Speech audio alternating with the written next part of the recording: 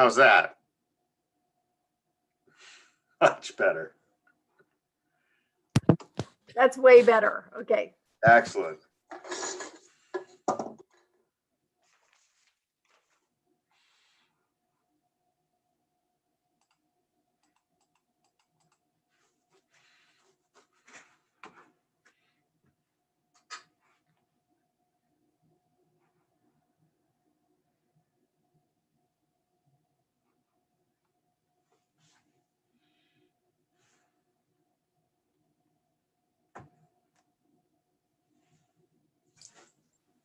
Hi, Amber, we're ready to go. Awesome. Thank you. And I am going to officially, whoever is out there, you guys can come back in. We are starting to feel like I'm growing roots at this point in the day.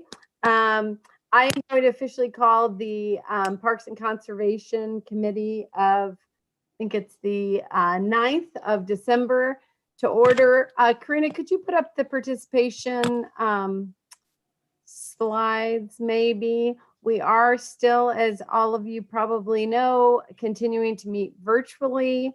You can participate via Zoom. And we've got that on the city website. I don't know, Karina, if you've got that available. If you would like to raise or lower your hand, that's *9.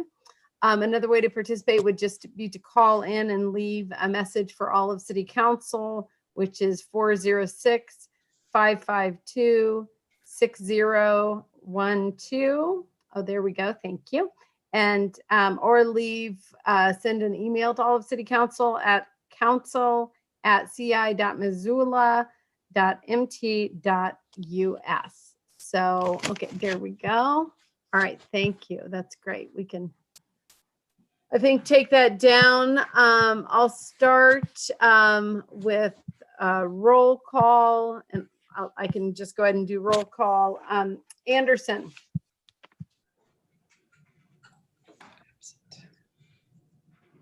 Is Stacy gone? I think she's gone. I think she's gone for the rest of the day. Yeah, I think so too. Thank you. Becerra. Present. Contos. Here. Harp. I think Harp is gone as well. Hess. Present. Jones. Present. Merritt. Present. Ramos. I think he is gone. I'm here. Cheryl. Vasika. Present. On Lossberg. Here. And West. Here.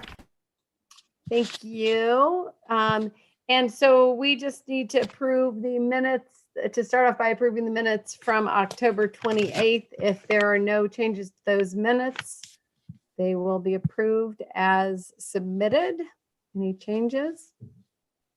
Nope. Okay. And we don't have anyone from the public for public comment right now. So we have 2 agenda items today. The second will be our set of interviews. And I'm going to go ahead and let's see, the first one here is to accept the donation of land and authorize the mayor to sign the deed and provide for its recordation in the name of the city of Missoula. And David Selvage is here for us to tell us about that. So take it away, David. Greetings and thank you. The North Missoula Community Development Corporation has offered to deed a piece of property that is on the Clark Fork River between Russell Street and the California Street Bridge. That is already constrained by a levee easement and a public pathway easement.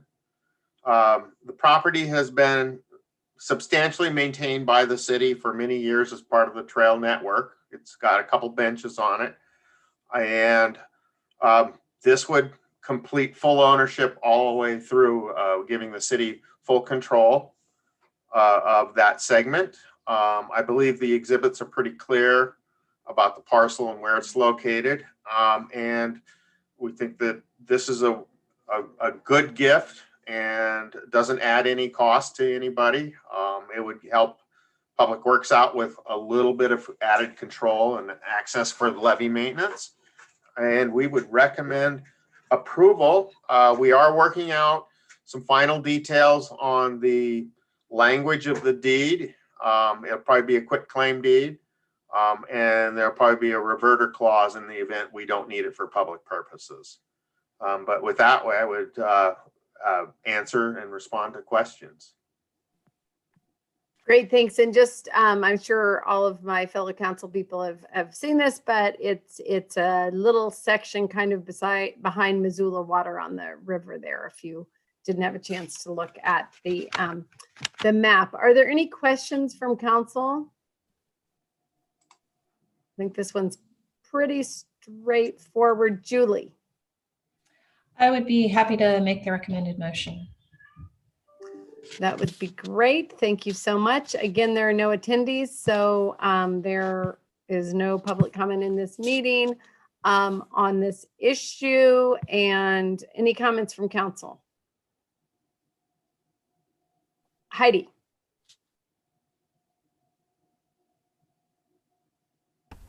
Sorry, sometimes the mute button just gets me. So I just briefly want to comment on this. This is a project that I've been working on kind of on the tail end of my time at the NMCDC. I think this makes perfect sense. The levee system protects millions of dollars of infrastructure in downtown Missoula, including 25 permanently affordable homes that are part of the NMCDC's Community Land Trust program, and it's imperative for the long-term financial viability, as well as many other, I guess, businesses and homes in this area, that these levees stay operational. And I think this just makes it easier for Public Works to maintain the levees, and most of it is public access land anyway, whether it's river or trail or levee, and this will just codify, you know, that access into perpetuity. Thanks, Heidi. Those are good points. Anyone else? Okay, there is a motion on the floor, and we will go ahead and do a roll call vote. Karina, do you want to do that, or would you prefer I do it? Do it. Are you ready? I'm ready. Okay, here we go. Mirta Becerra. Yes. Mirta votes yes. John Contos. Yes. John votes yes. Jordan Hess. Yes. Jordan votes yes.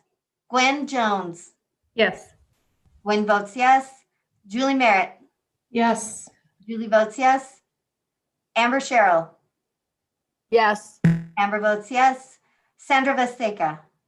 Yes. Sandra votes yes. Brian von Lossberg. Yes. Brian votes yes. Heidi West. Yes. Heidi votes yes. Okay. And that is 9 yeses and 0 nos. Great, that passes. David, thank you.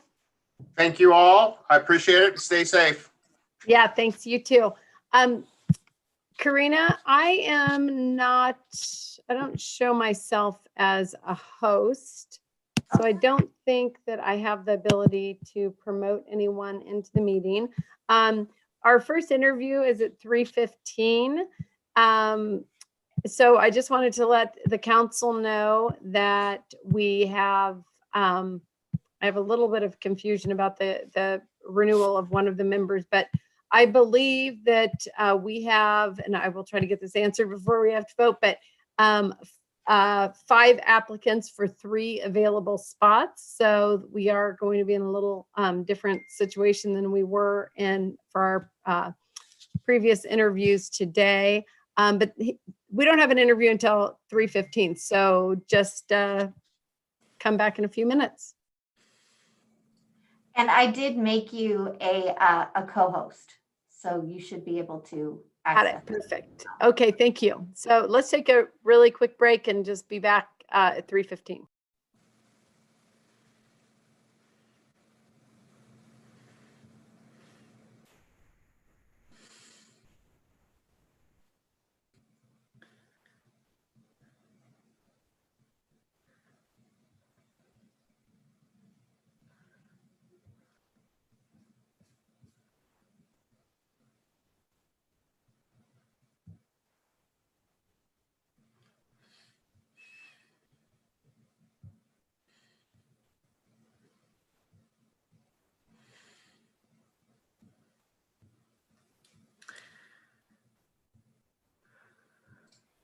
Hey, Gwen. Oh, Gwen just left. Or John? Did you hear me? Really, someone?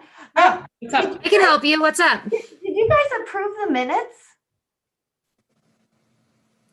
I don't think we did. I don't think we did. So, okay. So I'll just ask, I'll ask Amber when she comes back if we could maybe jump back up there and take care of that. Okay, thanks, guys.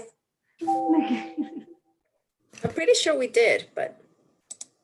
Oh, I see. I was doing some technical difficulties, so I might have missed it, but I'll double check. Thanks, guys.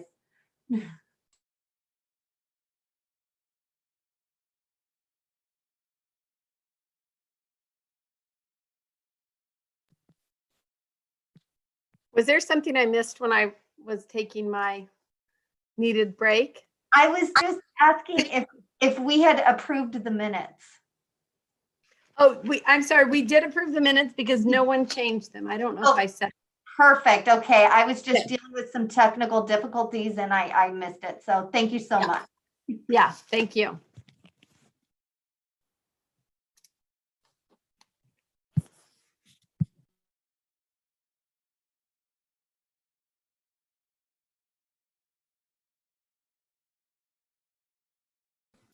And Amber, I have a question about Mr. Kearns' application. It looks like it's from 2015.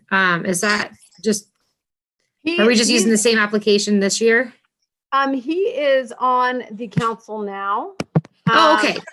So that he is willing to serve again. Okay, great. Thanks. Amber, it looks like there are 4 spots that end in 2020, and Brian Kearns is one of those.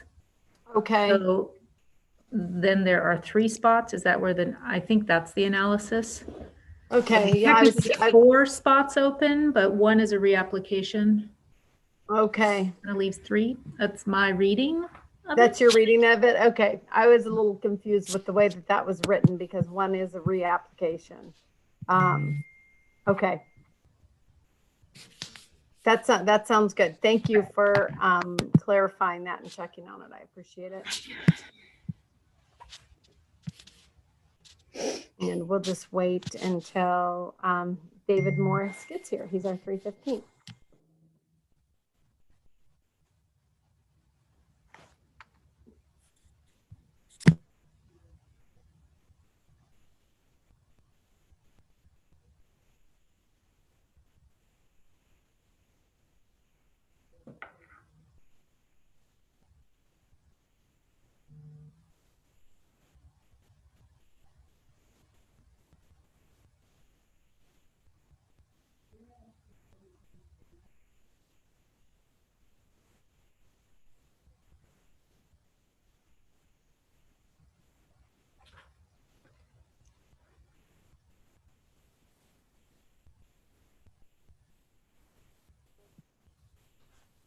Yes, I mean, I'm assuming just like the other ones, he'll come in as an attendee and then we'll just promote them. I'm not really asking anyone in particular, I guess. But we'll wait until we see him.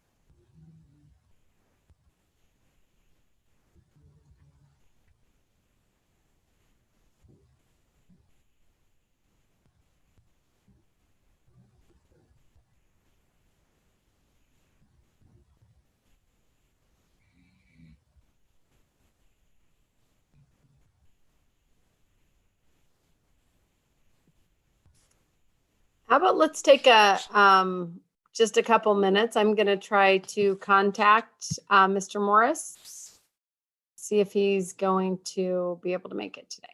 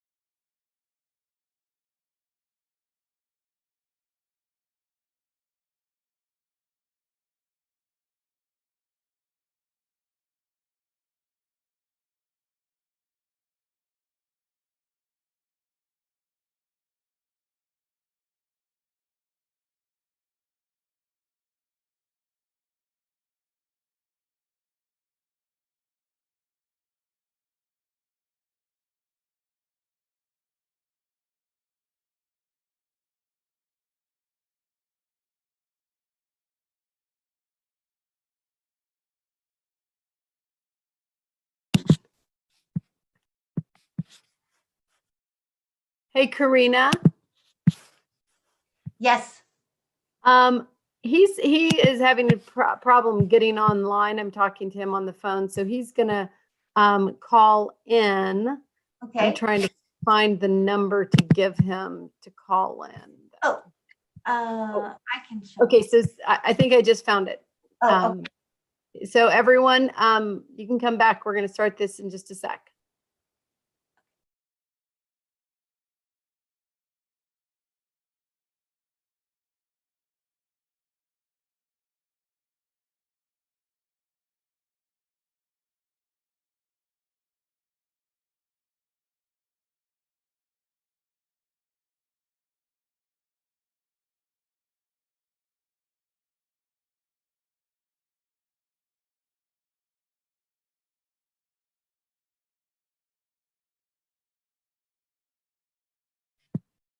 Okay, he'll be here in just a second. We're gonna watch for him. He was a little confused about whether he was supposed to call in or we were calling him, so.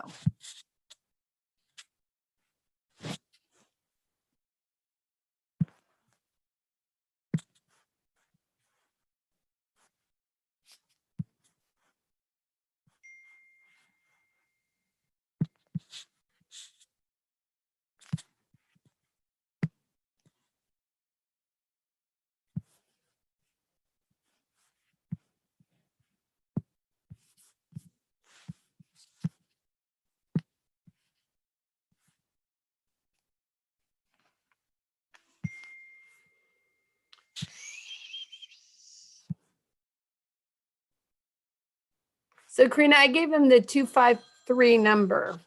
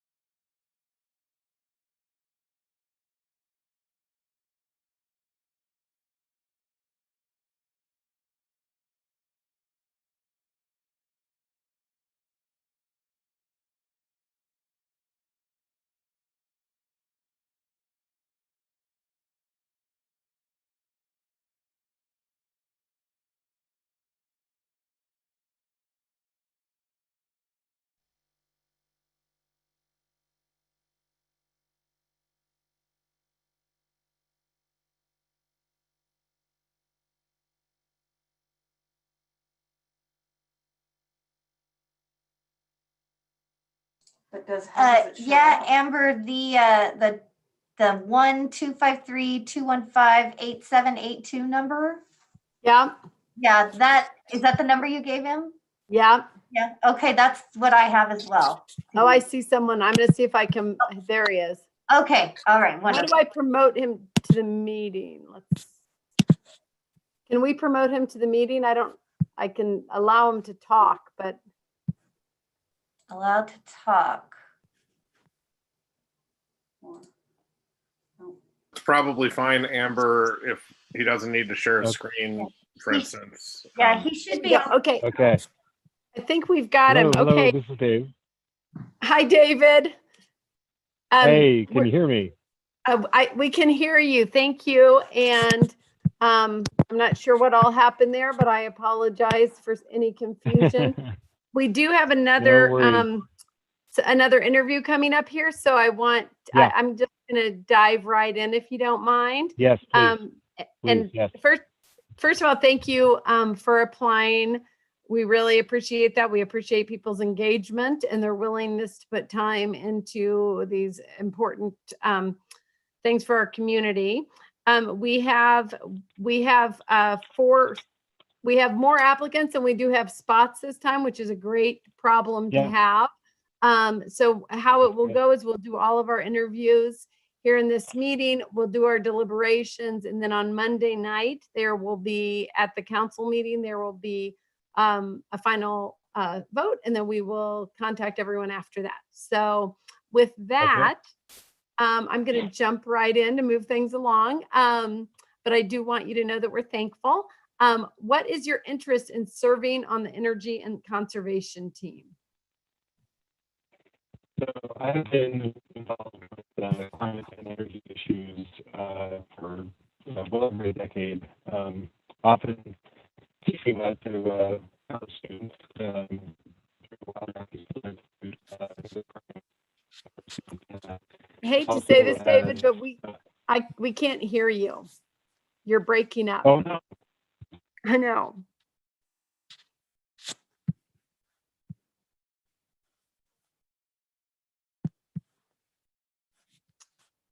All right. Looks like maybe he's gone.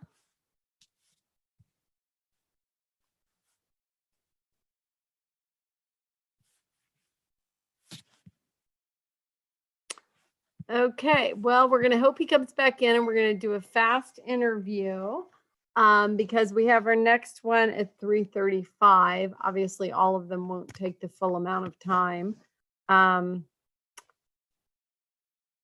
Yeah, so I might just move him to the end. Yeah, let's take, we're not gonna have time, I don't think at this point, to get his interview in, assuming everything else is on time. So let's just take a recess until 3:35, and I'll talk to him and try to move him around. Sorry, guys.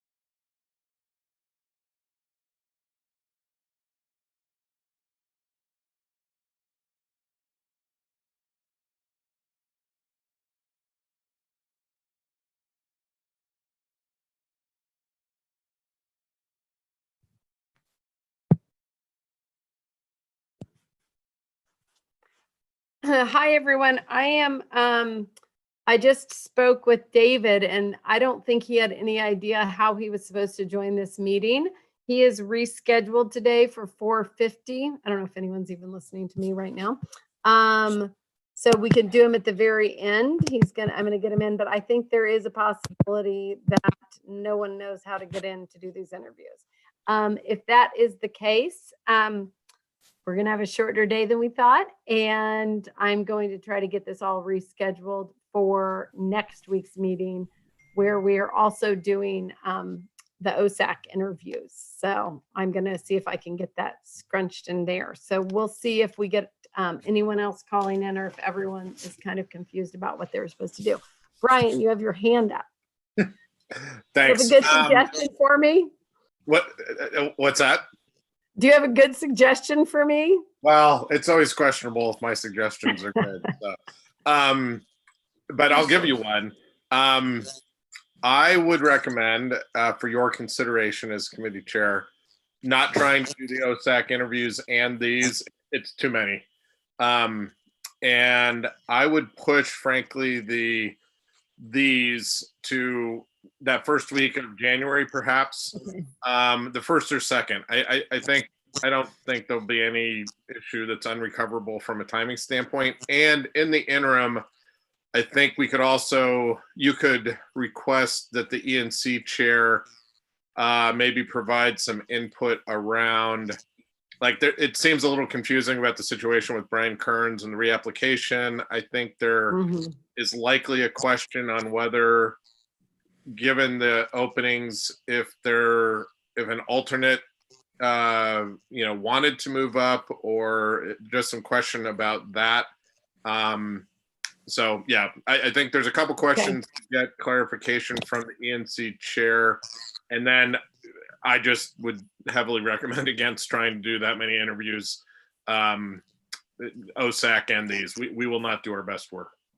Yeah, that's fair enough. And I don't think there's any thing that is going to be urgent that they need to do toward the end of the year. So I appreciate that suggestion, and we'll definitely do that. Yeah, let's wait. I realize people, you might get a little break today since we started at 8. You might not.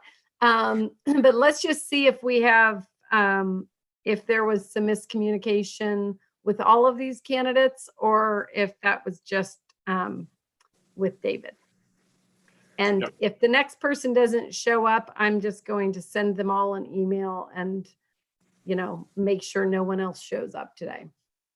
And Amber, this is Karina.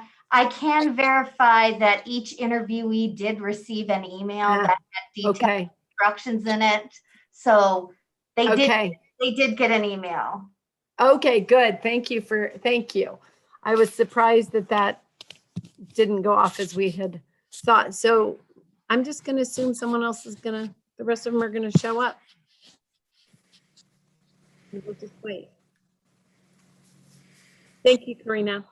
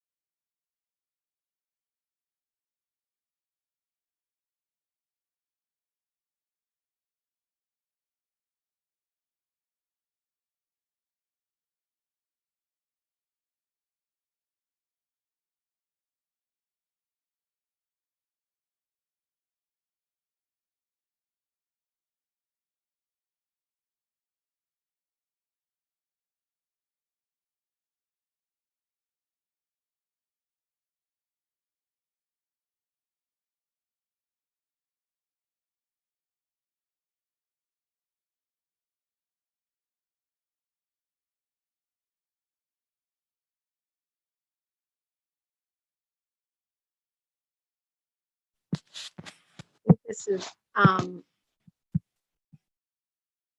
that the second person is not here yet. Let's just give it a few more minutes, though. I'm not sure if they received an email what's going on with this.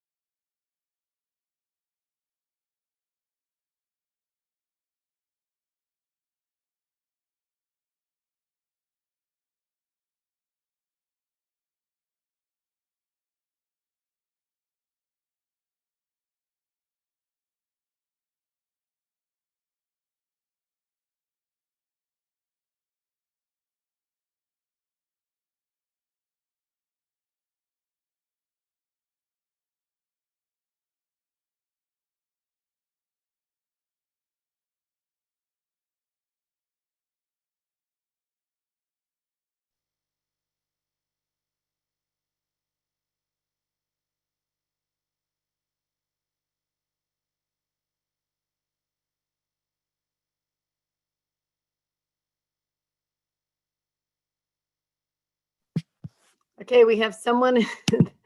See if we can. He's on the phone as well, so I'm just going to allow him to. Or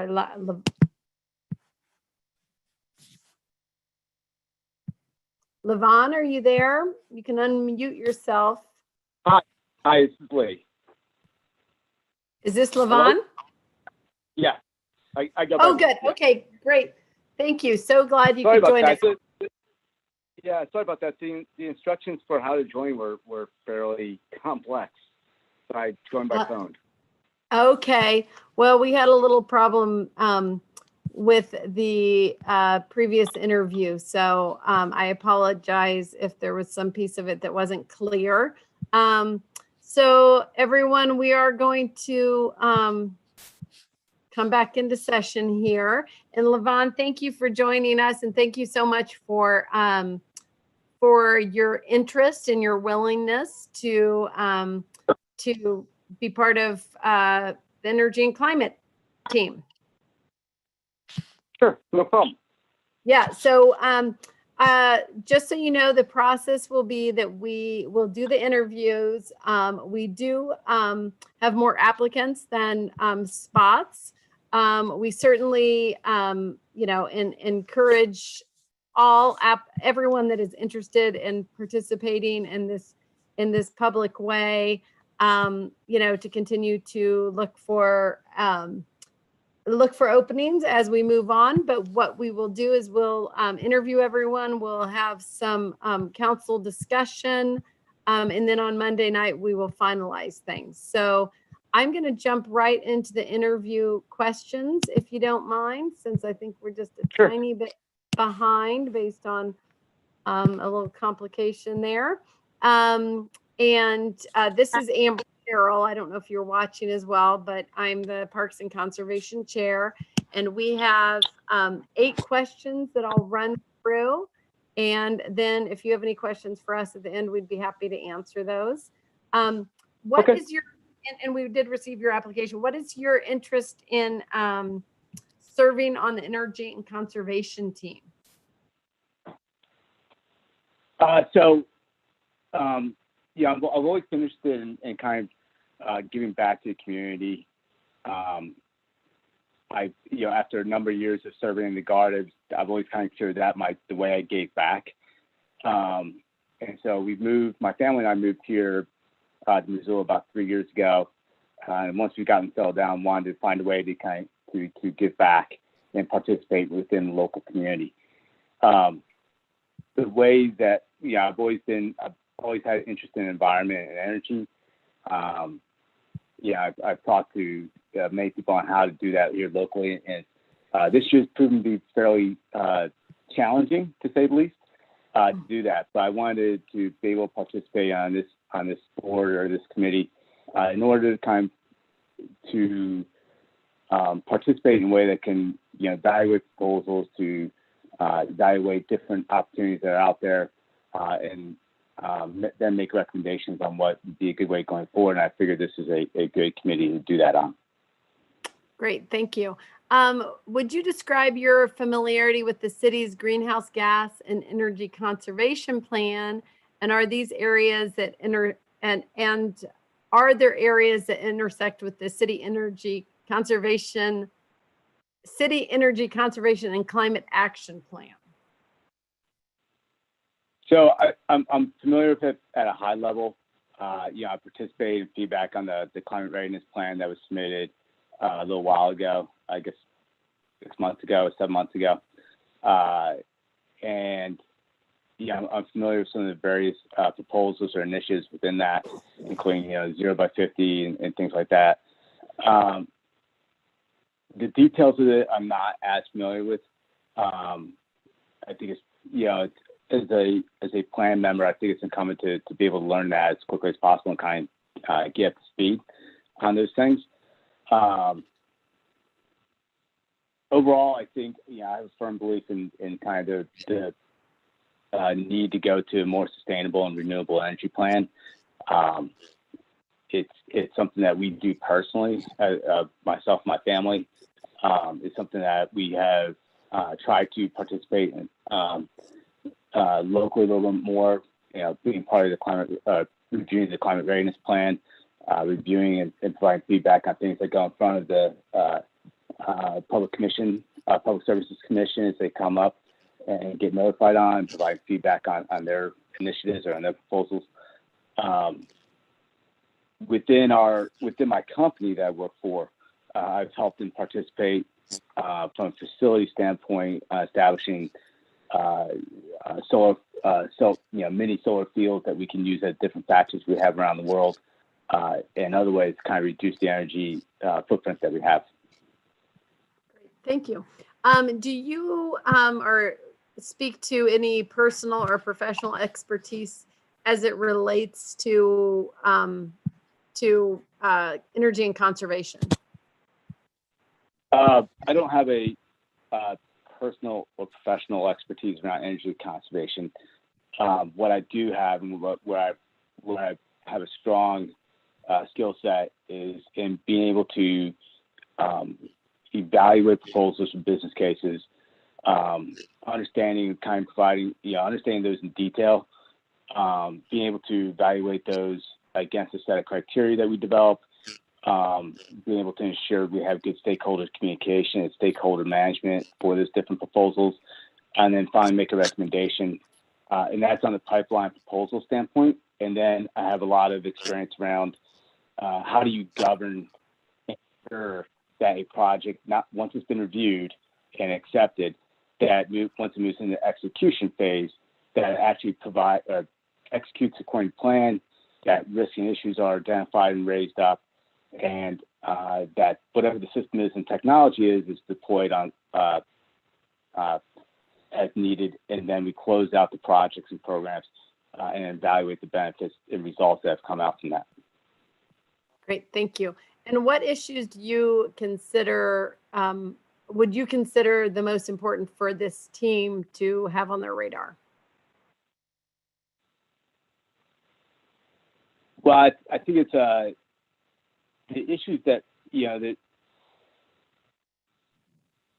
I don't know if there's a single issue that's critical. I think you need to evaluate them in terms of what the impact is to Missoula itself.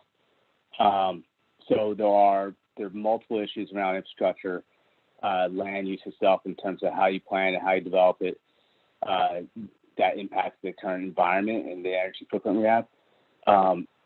Things like that are all important. I think being able to ensure that we, probably the most important one is probably the ensuring that we have the renewable energy source that is part of coalition of other towns and cities within Montana, and that is put forth to the Public Services Commission to ensure that there is a good standard set of renewable energy that Missoula and others can use going forward. Great, thank you. And could you provide an example of a time when you had to compromise, collaborate, or deal with conflict, and what were the results of your effort? But I deal with conflict on a regular basis. What my job entails is basically taking a lot of different proposals and goals and from multiple different divisions within the company, evaluating them against a set of limited resources, limited funding, and try to determine what's the best way forward, right? And what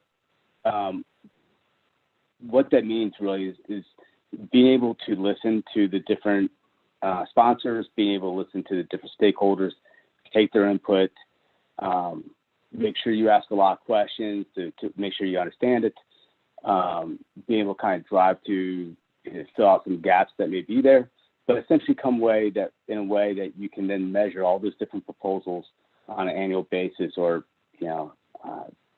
quarterly basis to be able to give a set of recommendations on what to do, and then communicate those back out to the stakeholders. We do that on a regular basis. The company I work for, or the group within the company I work for, has approximately 16,000 employees globally.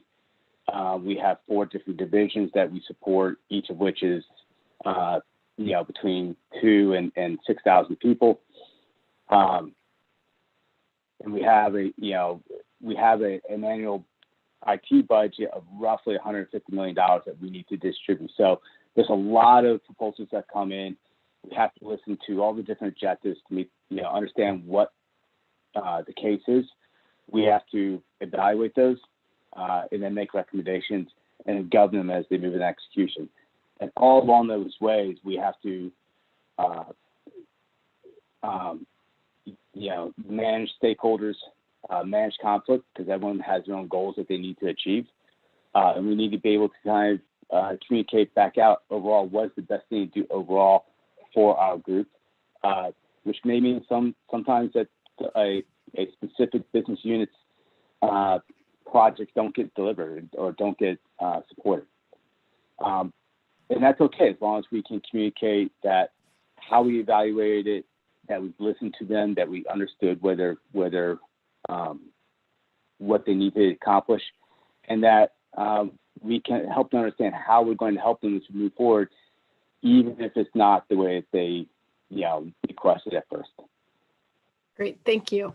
How would you describe the level of urgency associated with addressing climate change, and how do you talk with people who have a differing sense of that urgency?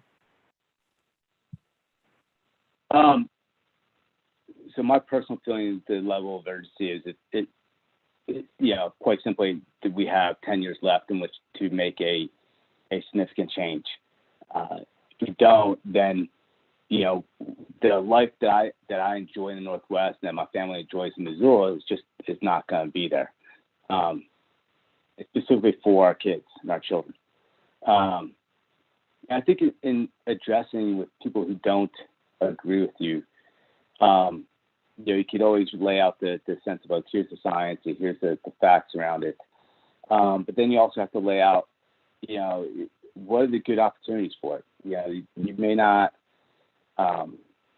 agree with the science, but there's opportunities within there that can provide for better economic improvement, that can provide for better opportunities within Missoula or Montana overall. So you first present the kind of facts and science. You can talk about the opportunities regardless of the outcomes of those things that are there. You can talk about basically the end result if you do nothing versus if you do something, and what is the what is the sense of what's the best way to describe it? What is the sense of the best way to avoid an uncertain outcome, basically? Thank you. It's kind of funny. I saw it was a comedian who did this, but it was, he put it in very black and white framing, and it was pretty funny. But basically, since the idea was, if you believe it that something bad is going to happen and you do something, then you solve it. If you believe something bad is not going to happen and you do something, the worst case is it's just an all right outcome, right? And I think that's the way you kind of have to frame it. Yeah, I like that. Yeah, I heard a quote about public health early on that said, if we do the right thing in public health, it's not as bad as we thought. And then everyone says we overreacted. So that kind of reminds me of that quote.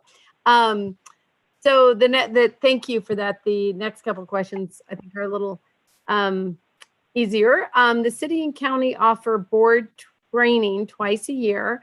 The training covers good governance, open meetings, public participation, and right to know, ethics, conflicts of interest, bylaws, minutes, parliamentary procedures.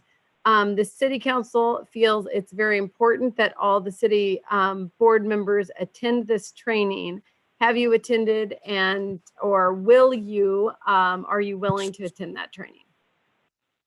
Oh, absolutely. Yeah, we go through a lot of training at work every year. So additional amount of training is not a problem. Great, thank you. And then the last question is that the Energy and Conservation team is currently scheduled to meet monthly at a time designated by the committee. The meetings are currently at least set for the second Thursday of the month from 12 to 2. Do you have the time to attend these meetings and do the research necessary to participate in committee activities? Yes, absolutely. So I do have the time to participate, and I will promise to research how to connect to the web links or the WebEx stream better this next time. So yeah. I think we'll all get the technology figured out and figure out where we're supposed to be. That's the end of the questions. And again, what we'll do is we will deliberate, and then on Monday we will finalize the selections. And then I'm sorry, there's noise behind me. This is what happens when you work from home. And then we will contact you after that. Do you have any questions for us? Yeah, I guess, in your view, how do people view, or what's kind of the general public's impression of this board? Is it, good? Is it bad? Is it needs improvement? Or how would you describe it?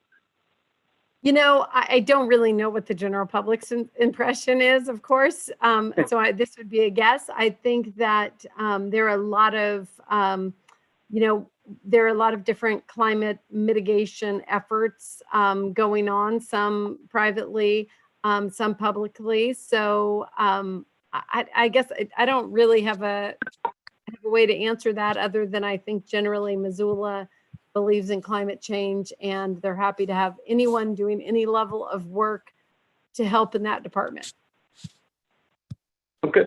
Do you think it's an effective board, or is room for improvement? Yeah, well, one of the things, the board right now is, because we have Climate Smart Missoula as well, and we have a department within the city, so they're all currently kind of trying to figure out how they're going to collaborate on that. So kind of reimagining the different roles that it would play. Okay.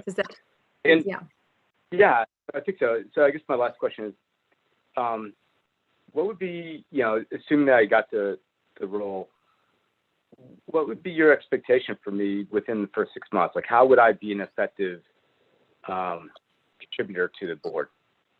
I think the big piece would be to, and maybe that the board chair could better answer that question, to be quite honest, as to what kind of is needed within that specific board. I think really getting yourself up to speed on policies within the city would be the best way in the first part of your tenure. Okay. Great. and what we're already doing, right? So you can figure out how we can be more effective. I hate to end it there, but we do have someone else waiting and have.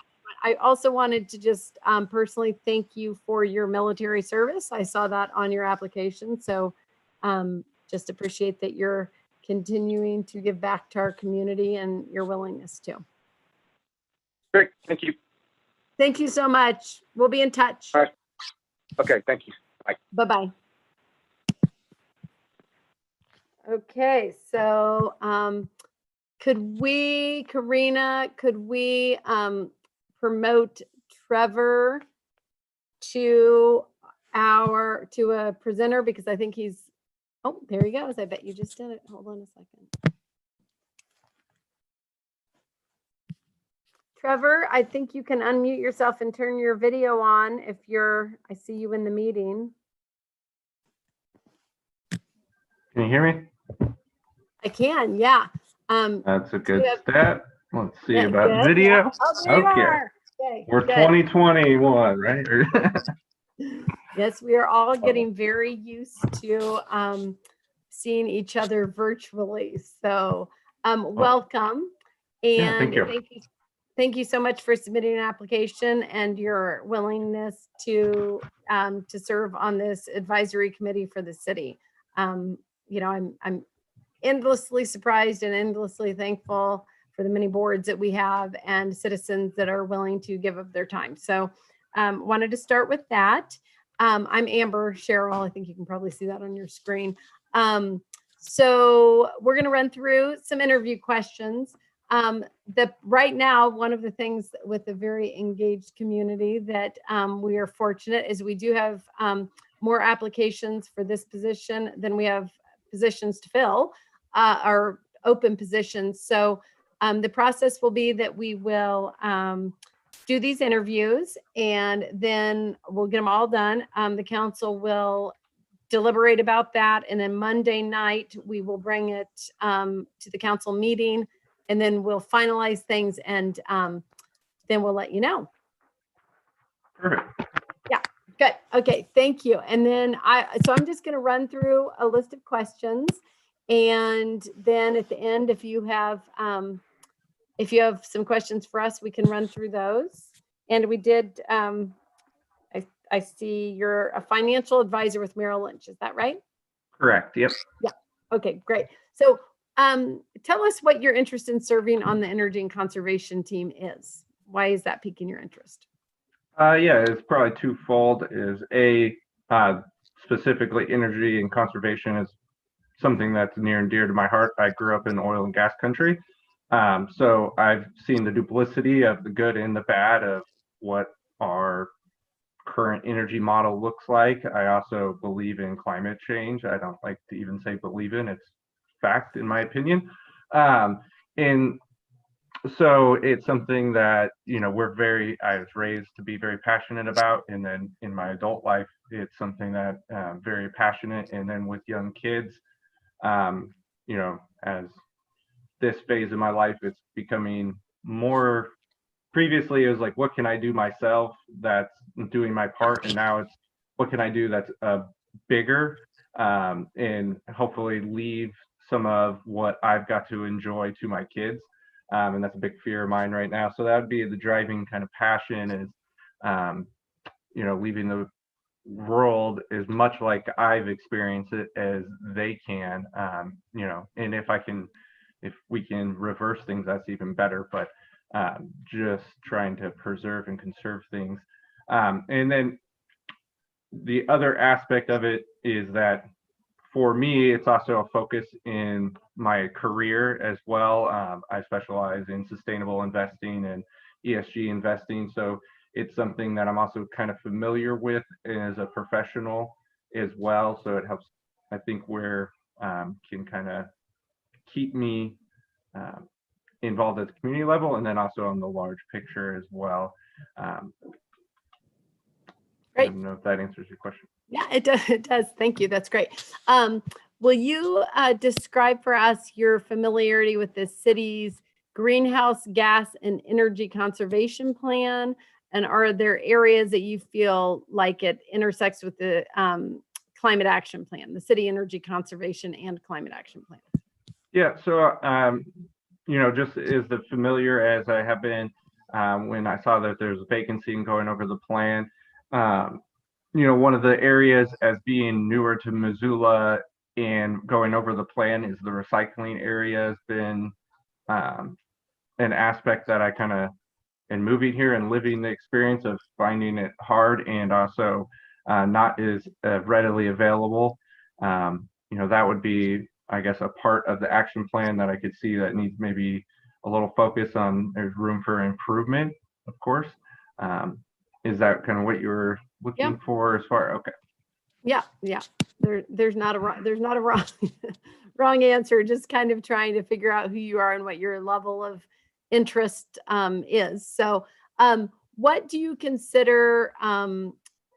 Sorry, I went to the wrong question. Do you have, other than kind of what some of these questions get a little bit redundant depending on how you answer, but do you have any personal or professional experience that relates to energy and conservation?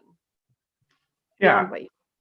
So I guess in relation to professionally, like I had mentioned, it is an area of focus. So best practices, things of that nature, always going to be familiar with in modern trends as far as on the macro scale. Locally, I haven't been as involved in necessarily the community as I have when I was younger in oil and gas country. It was something that you could be a little more on the front lines, trying to push for conservation in youth groups and things of that nature. One of the big pushes that we were involved in was getting restrictions on the distance from well pads, because oil and gas wanted to continuously shrink those. And so it's on some action communities in my community to push to actually keep those where they were instead of getting them down to small acreages. Awesome. Yeah, that's great. So what do you consider the most important issue for this team to be involved in and consider? Not quite sure what you mean as far as what area of energy and conservation, I guess, what is I guess you could say what's so maybe what's the most urgent, or I think overall it's always everything's interconnected, right? Like you can't necessarily say one thing is much more important than the other, because if you push in one area, sometimes another area has to give.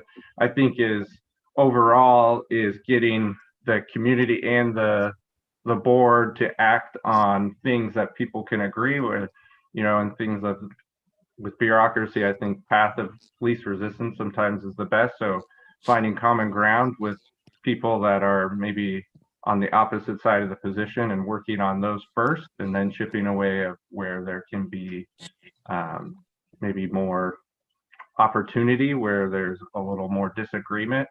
I think being in a valley, technically, I would be most concerned personally of transportation and industrials, just because of the impacts with inversion and things of that nature and air quality. So those are going to be my broad and specific answer there. Yeah, that's great. These questions kind of lead to broad and specific answers pretty much. I think you were, starting to touch on this a little bit, but can you provide an example of a time when you had to compromise or collaborate or deal with conflict, and kind of the results of that and lessons you learned? Yeah, absolutely.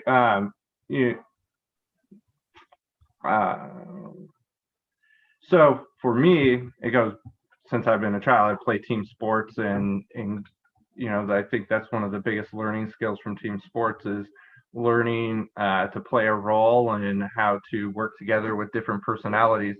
I also think personally for me in these type of situations, having a background where I can have a conversation with somebody that, like myself, much of my family has benefited tremendously from,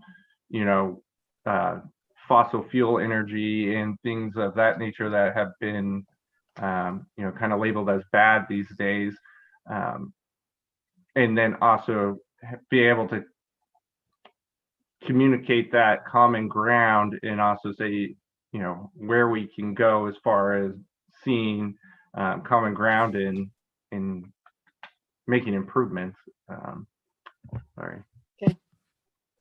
Let me get my, great. Thank you. Okay, that's great. Thanks. And how would you describe the level of urgency associated with addressing climate change? And how do you talk to people and that have a differing sense of that urgency? Yeah, so I have a high degree, I would say it's other than wealth inequality, I believe this is the second most important thing in our society right now, or as a world. You know, one of the more aggressive ways that I've been doing it lately is I have a background in philosophy, so I ask people, let's just do a thought experiment. What happens to you if you turn your car on in the garage and you leave the garage door open? We all know the answer to that, but so what happens to us if we keep doing that to our planet? So, and then it kind of turns even a lot of naysayers a lot of times makes them scratch their heads. So. No, that's a good analogy. Okay, and then the remaining questions are a lot easier and a lot more straightforward. So the city and county offer board training twice a year. The training covers good governance, open meeting laws, public participation and right to know, ethics, conflicts of interest, bylaws, minutes, and parliamentary procedures. The city council feels like it is really important that the city board members attend this type of training. Have you attended or will you attend that type of training? Absolutely, yeah. 2 times a year is not that tremendous commitment.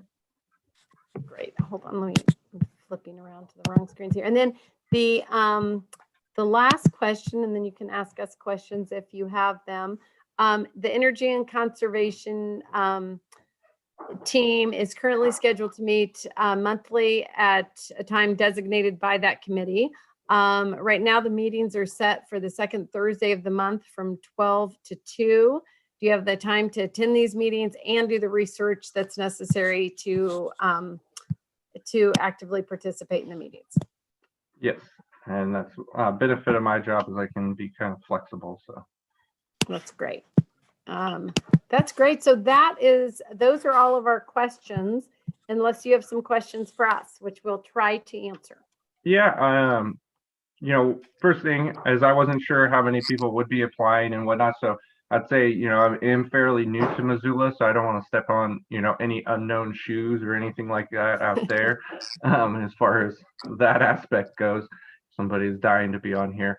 The other part would be as far as where has, you know, for the board, where has that tension point been, you know, with as far as you know, one of the questions referring to conflict and I guess, how do I phrase that? Is there an area that has been more of a struggle than others?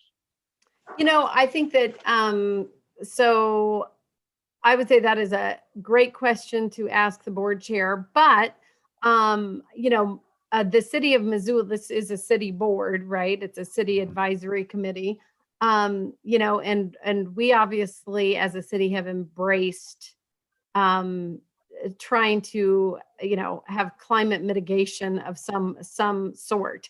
So I would say that I wouldn't say there's a tension with the city in any way. I mean, there's always, as you know, kind of naysayers.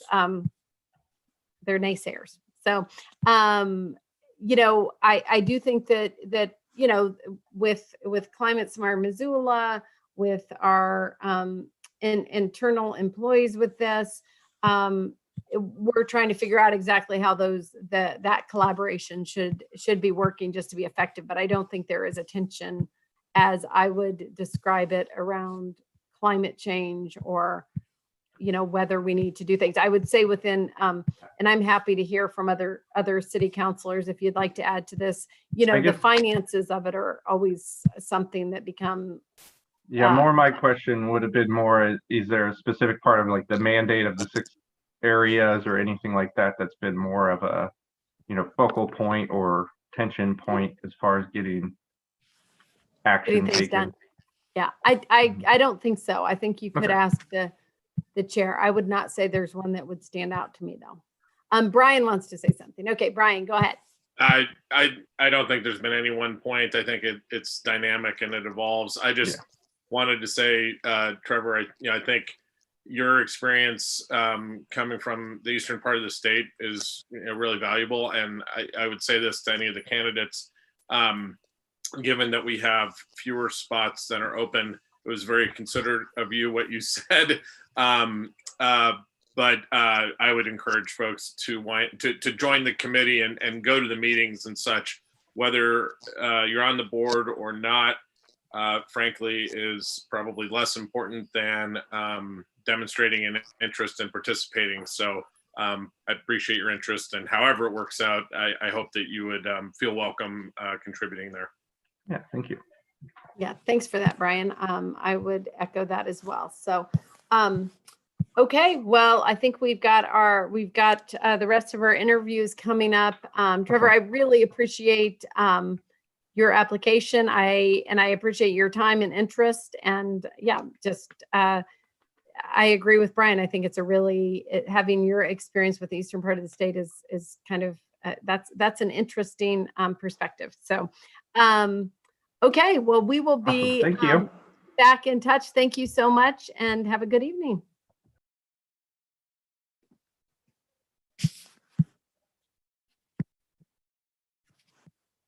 Okay, so we are just back to back here. It's a lot harder actually asking all the questions than it is listening to everyone.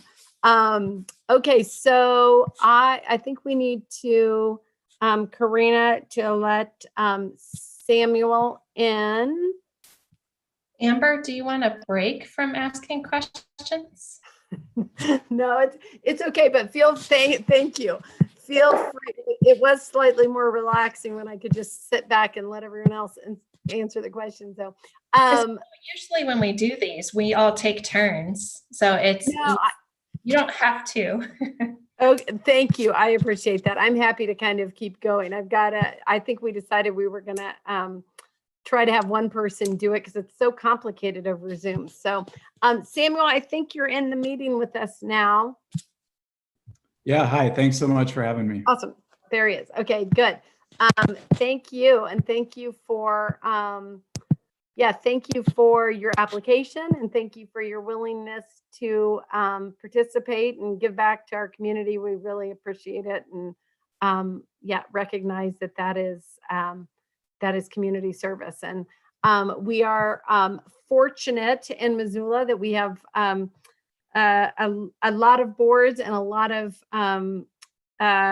community members that want to serve on those boards and give back. And I'm endlessly kind of thankful for them doing that and their willingness and the time that they put in. That being said, we also have more applications than we have spots, which is a really, this fortunate but really hard situation to be in sometimes. So just wanted to let you know that the process will be that we're going to interview all the candidates, and then we're going to deliberate as a council. And then on Monday night, we will have our final vote. So then we'll let you know after we have our city council meeting on Monday night.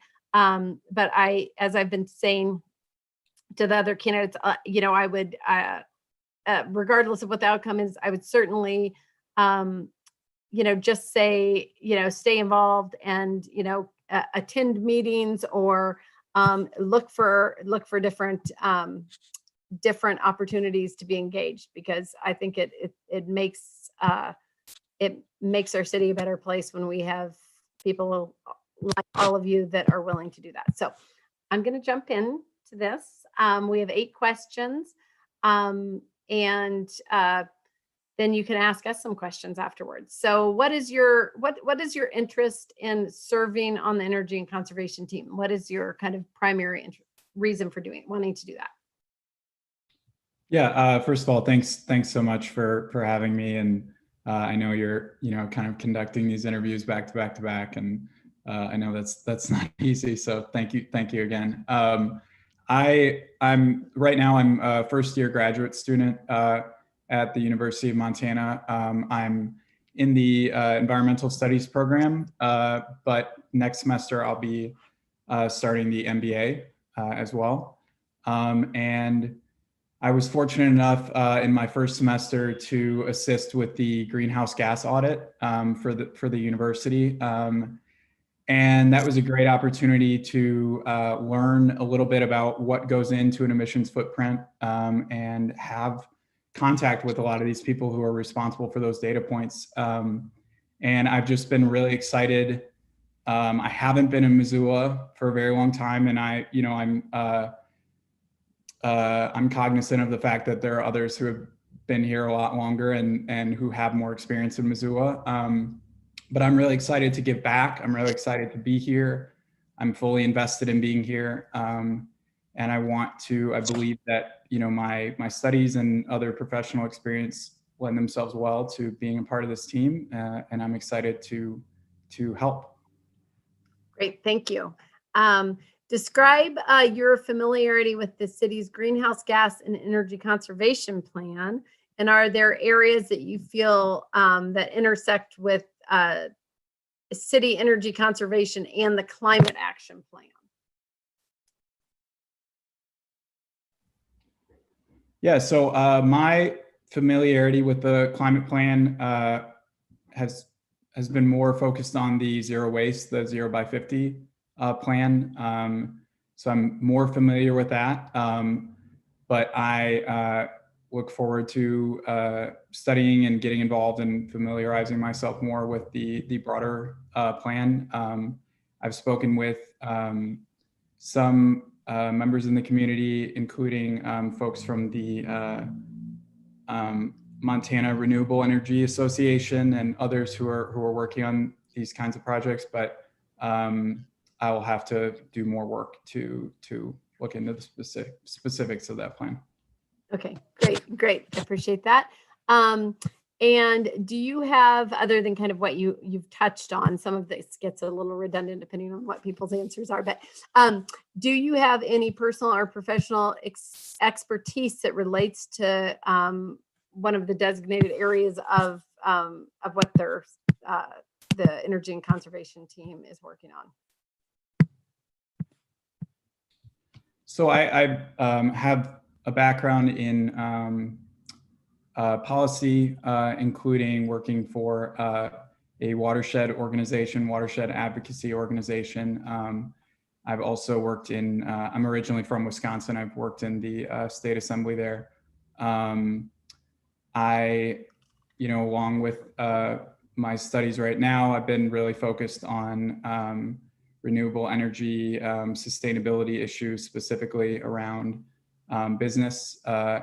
I believe that this skill set, as I continue my education, will be helpful to the city. Great, thank you. What issues do you consider, do you believe would be important for the team to consider? Are there any specific areas? Yeah, I think that there is a lot of work that can be done around increasing the amount of composting and waste reduction that's done throughout the city. I think that there are a lot of people who are involved and are doing great work, but I think there is an opportunity to increase both to strengthen the relationship with the university, which I think is something that I could bring to the team, but strengthening the relationship with the university around those issues, as well as just continuing to engage the community. I think we are fortunate in Missoula to have a really engaged citizenry, but I still think there are opportunities for more outreach and education around those issues. Great, thank you. can you provide an example of a time when you had to compromise, collaborate, or deal with conflict? And what were the results of those? How did that turn out? Yeah, so I've been fortunate in my career to work with a lot of really great teammates and to not have too many immediate conflicts. However, I have also worked in a corporate law firm environment, and I have run into some issues with, I was a paralegal for a while, and I worked on very sort of detail-oriented stuff, including legal site checking. So there were a couple issues where I would run into conflicts with partners and other attorneys who had really specific needs and would sometimes get upset about deadlines and timelines and that kind of thing. So I became pretty good at just staying calm, working through, trying to listen to what people needed and not get caught up in that kind of conflict. I believe that it's a strength that I have, that I've been in organizations where I've been able to form partnerships and haven't had too many of those immediate conflicts.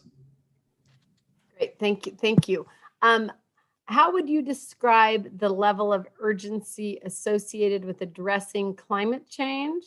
And how do you talk to people who have a different sense of that urgency? I think it's incredibly urgent. I think it's the main issue of our time, and I think that it really touches every aspect, every market, every issue, and I think that I'm noticing that more now, that any person I talk to, regardless of what the subject is, if climate change isn't being brought up, it probably should be, because it probably interacts with that issue somehow. I have family members, I have friends who don't feel strongly, or even in some cases more in family, I have cases of people who just don't believe that it's an issue or that it's happening. So I think in those kinds of situations, it's really important to try to understand where people are coming from. And, especially when we talk about green energy and we talk about wanting to shift away from fossil fuels, that's an issue that directly impacts a lot of people. So I think having empathy and coming to the conversation with an understanding of why someone might feel differently, but also being firm and sticking to your understanding of the facts and the evidence and why this is an issue. And so trying to walk that line. Thanks, I agree.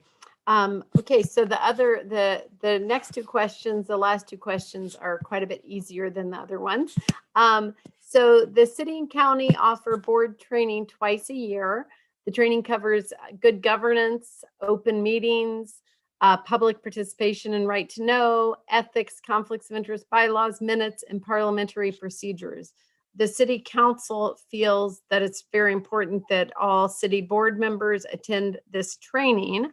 Have you attended the training, and are you willing to attend the training? I have not attended that training, but I would be happy to, and I'd be excited for the opportunity to attend that training. Great, thanks. And then the energy and conservation team is currently scheduled to meet monthly at a designated time. Right now, those meetings are set for the second Thursday of the month from 12 to 2. Do you have the time to attend these meetings and do the research necessary to participate in those meetings? I do have the time available based on my class schedule, and I would be excited to come to every meeting well prepared. Great, thank you. And that's our last quest. Those are our last questions. Do you have any questions for us? And otherwise, we'll again want to say that we really, really appreciate your interest and time, and we'll get back to you once we've done deliberated and after the meeting on Monday. Yeah, I don't want to take up too much of your time, but I'm curious what if you could just touch on some of the traits or background that you are maybe looking for in another member of this team, and members who have been successful in the past. What are some of those backgrounds and experiences that they've brought? I think they've got all sorts of different backgrounds, and they have had all sorts of different backgrounds. And I think that that there are 12 of us, so I can talk to you about what I look for. Although I'm not sure it would be really far off for the other council members. We want someone that obviously works effectively in a group, and that is willing and able to do that. And I think we want as much diversity, and I'm defining that in all sorts of different ways, different perspectives, different life experiences, different level of expertise and different creativity. You know, I mean, all those things are what I feel like makes a good effective board. And so always just looking for whether we're talking about age or education or geography, you know, I mean, all of that. So does anyone else want to answer that question or add to that? Nope, everyone thinks I did a good job on that. I'll just assume you think that was a great answer. It's getting late in the day for us. We've been on Zoom meetings since 8 a.m. So if we start getting a little wily here. Okay, so are there any other questions? Did that answer your question about the board? Yes, yeah, and I don't want to take up too much more of your time, so I really appreciate your time, and thank you so much for the opportunity, and I hope I'm able to serve with all of you. Great, hey, thank you so much. And I'm a Midwesterner too, originally. Oh, really? Ago than you, Indianapolis. So oh, cool. Yeah, spent lots of time in Wisconsin. Okay, hey, thank you so much, and we will be back in touch with you. Thanks again. Have a great day. You too.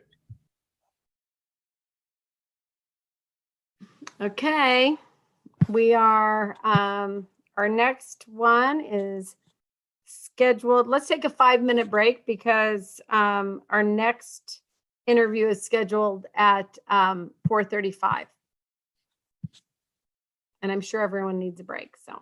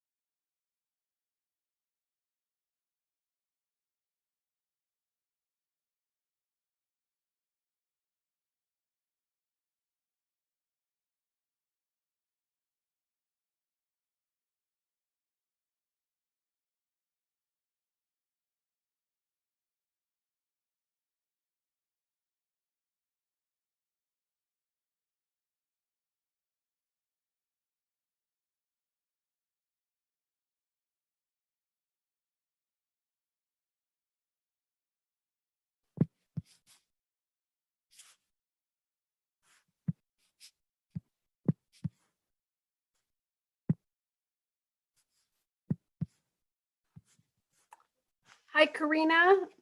Are you still out there? Or are you taking a break too? I'm here. Okay. Will you promote Brian Kearns into the meeting? I still don't know how to do that.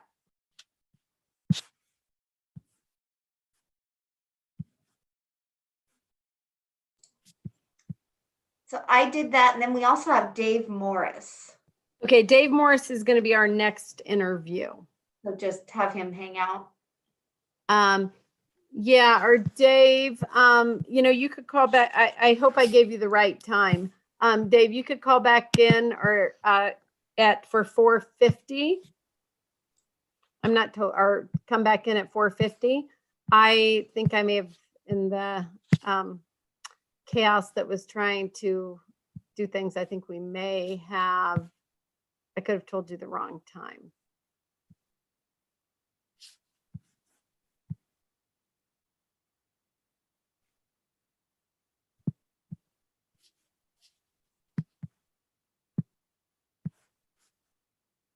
Hey, Dave. Hello. Oh, great. Dave, I'm not sure what time I had told you, but Yeah. 4:50 should be your time. I didn't know if you could hear Yeah. me. And No, okay. you did. I just wanted to make sure I could get on. Okay, awesome. Thank you. All right. See you soon. Okay, sounds good. Okay, so let's see. Brian, are you in the meeting with us? I believe Not Brian Von. Yeah, there you go. Okay, I wanted to make sure it wasn't Brian Von Lossberg. Wasn't thinking I was talking to him. Hi, Brian. How are you? Me? Yeah, I'm You, fine. Brian. Yeah. Nice to see you, and thank you. We're going through interviews right now, so I want to make sure I get all the counselors back. Everyone. I'm good, Amber. Nice to see you too. No, I'm not talking to Brian Von Lossberg. Great. Well, thank you, Brian Kearns. Thank you for your willingness to serve again and your interest in this. And, I'm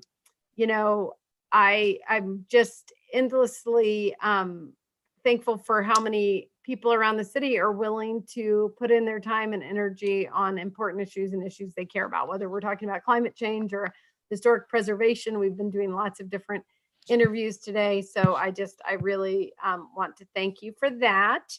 And I'm going to run through a list of questions. We'll do our formal, reappointments or appointments on Monday night once it comes to the full city council, even though most of us are here right now. Some of these are going to be maybe a little redundant for you, but I'm going to run through them. Anyway, how does that sound? Okay, great. So what is your interest in serving on the energy and conservation team? Why are you interested in continuing on the energy and conservation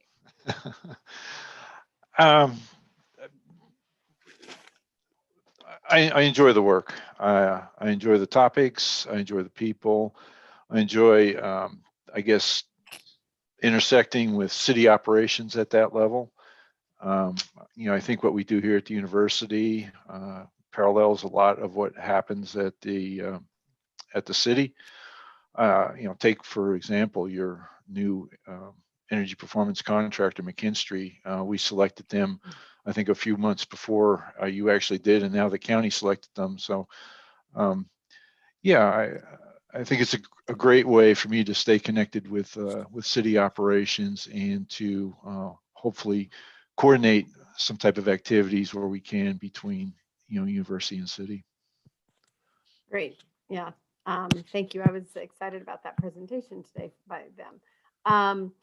So I think I kind of know the answer to this, but describe your familiarity with the city's greenhouse gas and energy conservation plan and areas that would intersect with the city energy conservation and climate action plan. Yeah, so I've been on the committee, I meant to count it up, I don't know, over a decade, I think. And so I have, although I didn't actually work on the plan itself, I have reviewed it and participated in some ancillary activities that fit into it. And pick any part of it. I think, we have intersecting interests here at the university and the city with renewable energy and energy conservation, are the two big ones. Again, I see the efforts that we make here helping to underscore what's being done or trying to be done at the city. Great. And I know some of the answers to these these questions, but I'm still going to ask them for you. And I know that you have been on. I think you had said in the application. I mean, you were one of the first members of the energy and conservation team, and again, just that's great, and thank you. So, do you have any personal or professional experience that relates to the designated areas for the energy and conservation team? Yeah, I have, 23 years of energy work in a prior life, and here at the university, I think I just celebrated my 17th year, and all my time here I've been working on renewable energy, energy conservation, that type of activity. So, I think in my application, I've indicated energy manager, but I call myself a utility engineer now, because beyond energy, I mean, we manage all the utilities, water, which is a big utility, but not energy related. I manage that as well. Great. Yeah, that's great. What issues do you think are kind of most important right now for the team to be considering? Yeah. Again, I mentioned it a few times. I think we have a tremendous opportunity currently with the fact that three entities, the county, the city, and the university, all have hired the same energy services contractor, McKinstry. McKinstry has done a lot of good work across the nation, really. And in particular, they did some very interesting work in Spokane, Washington, where they created what they call an eco district, and that was bringing together different parts of the community. University was at Western Washington State. I can't remember the name of the university. Their utility, Avista, and then some other private partners. They all went into this interesting eco district. I see similar opportunities here in Missoula, especially with one entity representing the three big entities, or with one company, McKinstry, representing the three entities that are significant in Missoula County. I'd like to explore that a lot deeper, and I think we have the opportunity now with this common ESCO. That's a great point. Yeah, that's a really good point. Do you want to talk about, or would you talk about a time that you have had to compromise, collaborate, or deal with conflicts in your role at the university or your role on this committee? Well, sure. I mean, conflict is just a normal part of life, right?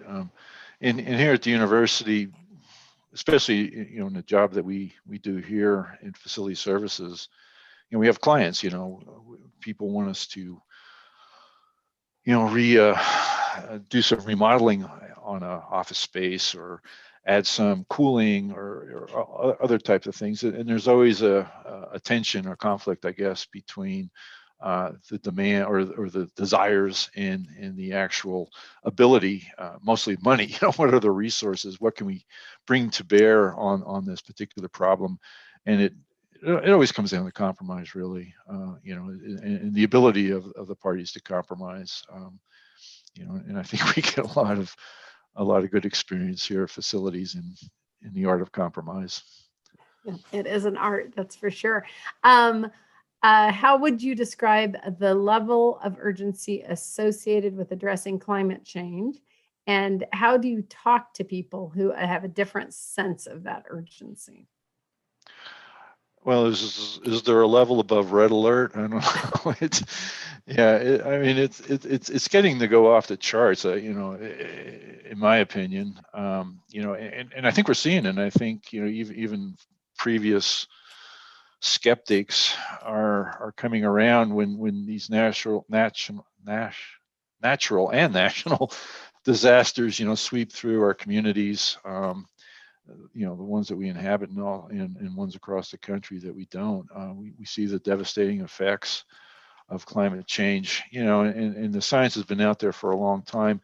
And how do you address it? In this polarized climate, it's a difficult thing. I mean, people kind of made up their mind, and it's tribal, right? You're on this tribe or that tribe, and we hate everybody that's not on our tribe type of thing. I think there's a lot of commonality. I mean, there's a lot of more things we have in common than we don't. And I think one of the things that is fundamentally understood is the financial implications. And I think when you can reduce the argument to dollars and cents, it resonates with most people. Yeah, thanks. And the next couple questions I think I actually know the answer to as well, but I'm still going to ask them. The city and county offer board training twice a year. The training covers good governance, open meetings, public participation and right to know, ethics, conflicts of interest, bylaws, minutes, and parliamentary procedures. The city council feels that attending these is really important. Have you attended or will you attend one of these training sessions? I have attended, and I found it very interesting. I had to devote better part of an evening to go to it, which I was hesitant to do, but I was glad I went. I think I'd happily go again. I think there was a lot of good information that was presented at those meetings, and gave a good insight into city operations and how they need to be conducted in order to comply with regulations. Great. Thanks for the feedback on our training program. That's always nice to hear. The Energy and Conservation team is currently scheduling their monthly meetings at a time designated by that committee, which you were on. The meetings are now set for the second Thursday of the month from 12 to 2. Do you continue to have the time to attend those meetings and prepare for the meetings and activities around it? Yes, I do. Okay, great. That's the last question, unless you have some questions for us. I guess I don't know how many other people applied for this particular seat that I hold. I enjoy the seat. I'd like to continue with it, but I also recognize that it may make sense for a committee to have an infusion of new faces, new ideas, new blood, I guess. And even though I think I provide some long-term continuity now, for the team, I mean, we do have a lot of new people. I guess I wouldn't blame city council in choosing someone other than me, since I've been on it for so long. But I would like to continue with it. Well, I appreciate you saying that. We have a number of seats open, as you probably know, being on the committee. So I believe we had a little confusion that we need to completely clear up. But we do have more applications than we have seats, but we also have room to get new people in there as well, because we've had enough people.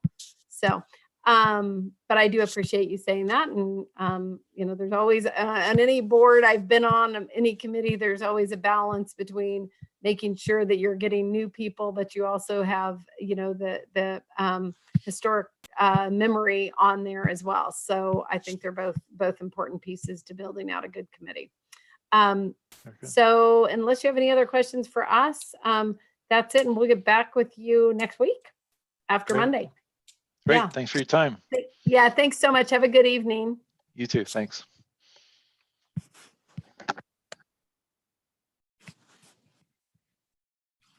Okay. So now we have, I'm not going to do a recess because we're going to power through this. We have one more. I'm sorry that I'm moving the early one to the late one. Hopefully he'll be calling back in just a second. And then we'll need to do our deliberations on how many spots. So I think we have room for all but one of the candidates. And I'm going to mute myself since you're probably tired of hearing from me for a couple minutes until he gets into the meeting.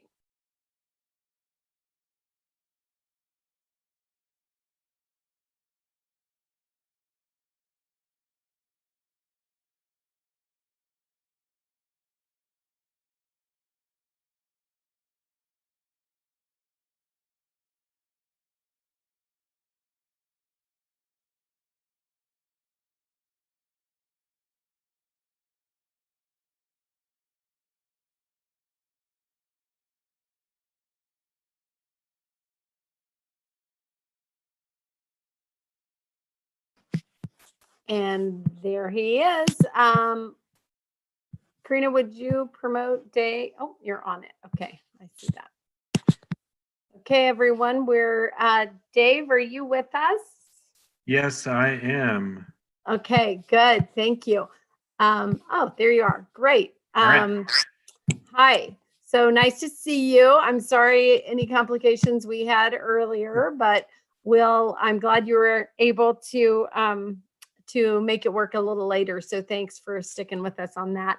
Yeah. And thank you so much for your application. And as I've said, and and I may have also said to you, and I'm sorry if I'm being repetitive, it's been kind of a long day. We've been on Zoom since 8 a.m. But I do want to say that I think it's important just to recognize how much we appreciate, and I think I speak for the whole council in saying that we just really appreciate, the community engagement and willingness to serve in these roles. And we're fortunate to live in a place that people are willing to do that, and we're not dragging people in simply, we're not begging for people to do it. So I'm going to jump right in because it has been a long day for my fellow council people. And thank you so much for sticking with us a little bit later to everyone. Let me pull up my questions. And did you feel like you understand the process after we asked the questions, Dave? So we'll deliberate as a council. Yeah. After we're done, we'll deliberate as a council. That we'll do a final vote on Monday night, and then we'll get back with you. We do have more applicants than spots, but really promote, regardless of who fits best into the puzzle of building a diverse committee and a good functioning committee.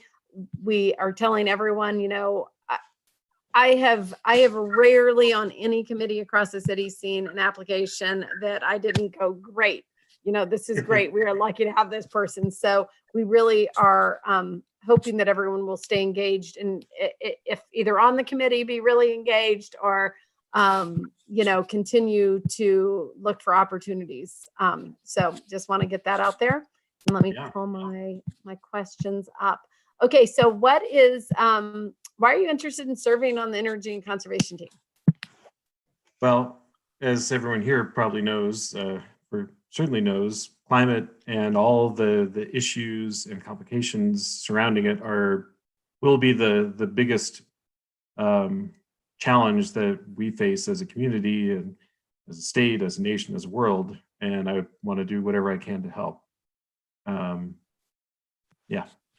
Yeah, simple as that. I like it. Yeah. Thank you. Describe your familiarity with the city greenhouse gas and energy conservation plan, and are there areas that you feel like intersect with this city energy conservation and climate action plan? I have read the documents. I've not been, deeply involved with them on a technical level. I've been working with Climate Smart Missoula on their footprint fund idea for local carbon offsets that I suggested to them. So yeah, I don't have a lot of technical analysis of the connections between the county and the city plans, if that's what you're asking. Right, that's fine too. Thank you. It is. do you have any, or you've answered some of this, so just know that they get a Yeah. little redundant, but I'm still gonna ask them. Sometimes people answer it before I get to ask it, and sometimes they don't. Do you have any personal and or what personal and professional experience do you have that relates to the areas of the energy and conservation team? So I've been teaching college level courses, especially through the Wild Rockies Field Institute, but sometimes directly at the university for a good while. And I've incorporated climate and energy issues into all of my teaching since about 2005. I founded with Nikki Fear a course studying energy and climate change across Montana that took place on a bike tour. And that has given a lot of fodder and examples and illustrations of the issues that communities face in Montana around climate and energy issues that have been very useful for students and has spurred me towards activism with various local groups on climate and energy issues. As I mentioned, with Climate Smart Missoula and the Footprint Fund, which came out of a planned trip that I was going to make to the climate summit that would have been happening like last week in Scotland, but obviously that was derailed with so much else by COVID. But there was going to be some carbon involved in that, some plane flights, and I wanted to find a way to offset carbon emissions. And finding that there weren't options for local projects that I could help fund through offsetting my carbon emissions, I wanted to try to help create a program like that. And so that's the sort of thing that I'm really interested in doing, is finding ways to connect these really enormous overarching world issues to our community, and both on the level of the challenges we face, but also on the solutions that we can employ that are visible and beneficial right here in Missoula. I love that. Thank you. And what areas, what issues do you feel like are the most important for this team to consider? Boy, I was looking at the climate ready Missoula plan, and what's phenomenal about this issue and so challenging, but it's also a bit of an opportunity, is that it affects everything. Water, economy, culture, just everything, right. Health. And so, it's hard for me to say like what is the highest priority. I would love to see really strategic action towards mitigating our carbon emissions, and also other things like refrigerant management that is listed in the Drawdown Project as the highest priority, or the kind of the lowest hanging fruit for reducing greenhouse effects. And there's, as far as I can tell, virtually nothing happening in the state. I've actually called the state a few times to ask, so how can we, properly dispose of refrigerants in the state? And they haven't been able to tell me. So I feel like there's still a great number of kind of low-hanging fruit options for really reducing our emissions of greenhouse affecting chemicals, and ways that we can connect that to our local priorities of security, infrastructure, health, and communication about these issues. Because it really, I think that, as we're seeing with COVID, I think some of the biggest challenges we face are just in being able to collaboratively address any problem. And in a way, I think COVID is a great sort of run through of like how we try to address something that's a collective threat that we need to address all together. And hopefully we can learn things through this experience that apply to the much larger issues of climate. You're kind of getting into my next question, which is great.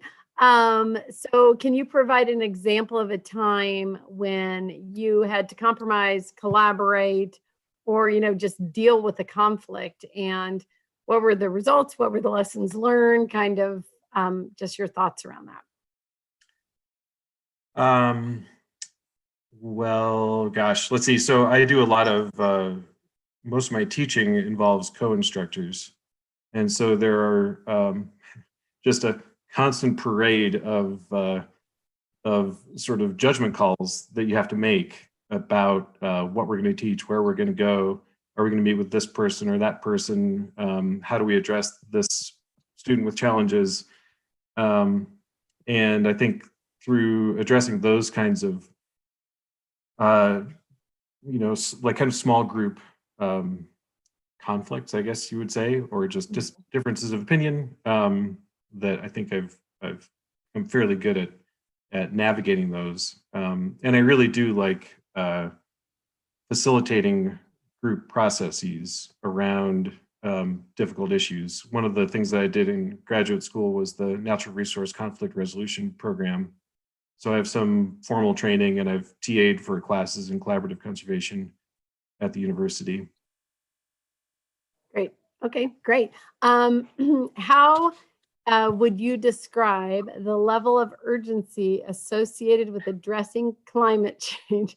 It's almost hard to read with a straight face for me, to be quite honest. And how do you talk with people who have a different sense of that urgency? Well, obviously, I'm reading the climate change reports out of the IPCC and other groups, and I feel like it's the high as we can make it. I think that the way that we communicate these about these issues and about solutions that, or initiatives that we would like to move on is one of the biggest challenges. And I read Tony Lesarowitz at the Yale Climate Communication project, and just trying to meet people where they are, and to talk about like concrete things and shared values as much as possible, because really the politicization of this issue is artificial, and over time it's not going to last, right? Because climate change is not inherently political. It's a community and a societal and an ecological crisis. And,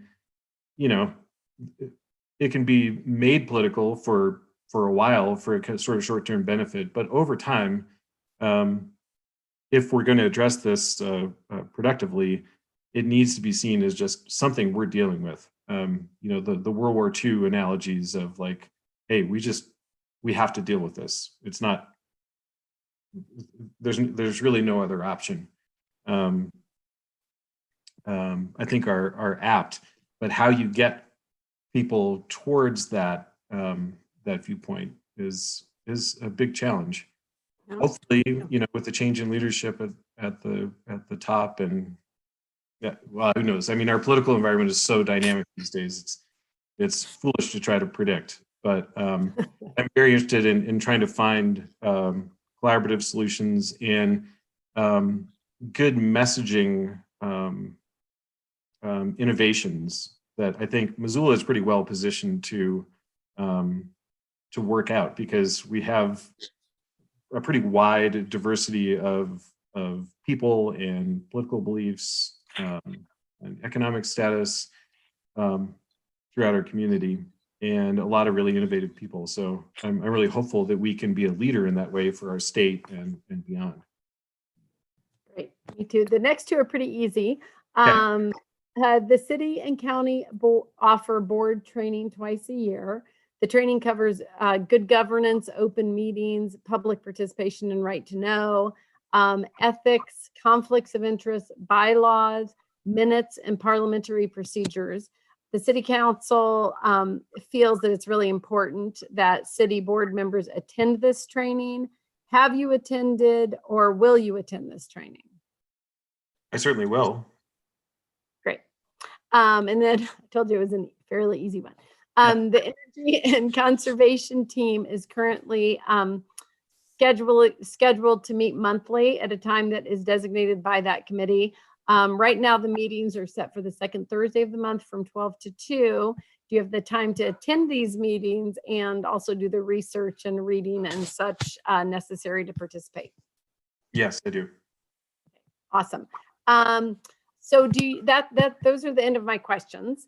Do you have any questions for us before we let you go? You know, there are a lot of questions I could ask, but I feel like I have a pretty good idea of what the what the board is about, and Great. I know that you all are over your time. So, Well, thank you. And again, I'm sorry we had some issues getting there, but I'm glad you stuck with us on this. And we will get back with you next week. okay, sounds great. Thanks very much for the meeting. Thank you. and Have a good night. all these issues. Hey, Brian.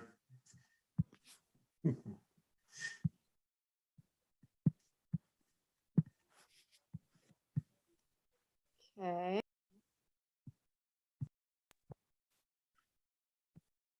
Okay, let's see. So now we start our deliberations. So you know, as I outlined to the applicants, we have 5 applicants and we have 4 spots is my understanding. I thought we only had 3. I'm happy we have 4. So Brian.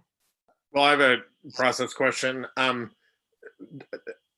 Darla, I'm not looking at the names right now and I might be mispronouncing, but there was Darla Torres. I see an application, but not on the interview schedule. And I was wondering why. I don't know the answer to that. I did not. Karina, I don't know. do you happen to know? You know what? I am not aware of that answer either. I'm going to check and see if she was sent anything. I don't think she was, but let me take a look here. Brian, Samuel, Trevor, Levon, David. Yeah, I did not, she was not sent any call-in information, is what I can tell you. So Amber, it's considering the day and the past time and the ambiguity on that point. I think I think we should defer making a decision on it. Okay. Personally, we should resolve that issue, and I think we should also make sure we're absolutely clear about the number of numbers, positions open and stuff. Okay, I think that's a good idea. So I guess since I can't say for sure that we would interview her next week, if she in fact does want to do an interview, I think I'm just gonna, I guess, table this for next week, and then I'm gonna find out more information. I would recommend holding it over. Let's hold it over to next week. And I think if she is interested in interview, given the application, we could interview her, and then and maybe just slot some time next week for both an interview and deliberations on it. I think that's fairest to all the applicants and doesn't get too far in time away from having just done the interviews this week. Yep, I think that sounds good. And then I'll just coordinate with Marty on that. Yeah, holding it over would be the specific action, and yeah, just coordinate with Kirsten and Marty on timing. And is anyone? Is anyone opposed to that idea? Okay. I don't see anyone's hands up, so I don't think anyone's opposed to that idea, and I'm certainly not. I think it's a good one. So in that case, is it a motion that we carried over, No. or can I just, okay. So we're going to carry that over then. I'm just going to proclaim it. And it's been a very long day. Thank you, everyone, for sticking with us through this. And I am going to adjourn the Parks and Conservation Committee meeting. Good night, everyone. Good night.